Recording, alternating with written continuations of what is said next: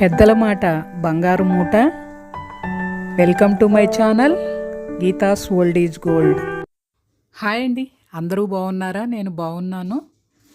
ఆలయాన వెలసిన ఆ దేవుని రీతి ఇల్లాలే ఈ జగతికి జీవన జ్యోతి, ఇల్లాలే ఈ జగతికి జీవన జ్యోతి.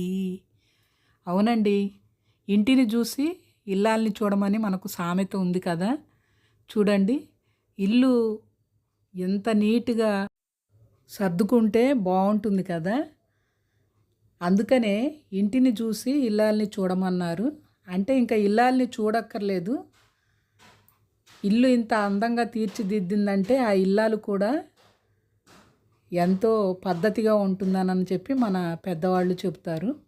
ఇకపోతే ఈశాన్య మూలన ఇలా తుడుచుకొని, కొద్దిగా రాయి తుడుచుకొని ముగ్గు వేసుకొని, ఆ ముగ్గు మీద అష్టదళ పద్మం వేసుకోవాలి. దాని మీద కొద్దిగా పసుపు కుంకుమ వేసుకొని, అష్టలక్ష్మి చెంబు ఉంటుంది మనకు, అది లేకపోయినా మామూలు రాయి చెంబులో అయినా కూడా చెంబు నిండా నీళ్లు పోసి కొద్దిగా పసుపు కుంకుమ పువ్వు అలా చెంబులో వేస్తే చాలా మంచిదని చెప్తారు. ఈ చెంబు ఈశాన్య మూలాన పెట్టుకుంటే మనకు ఇంటిలో నెగటివ్ ఎనర్జీ పోతుంది అని అంటారు. ఇక్కడ రాగి చెంబు రాకోరుతుంది అని చెప్తారు మన పెద్దవాళ్ళు.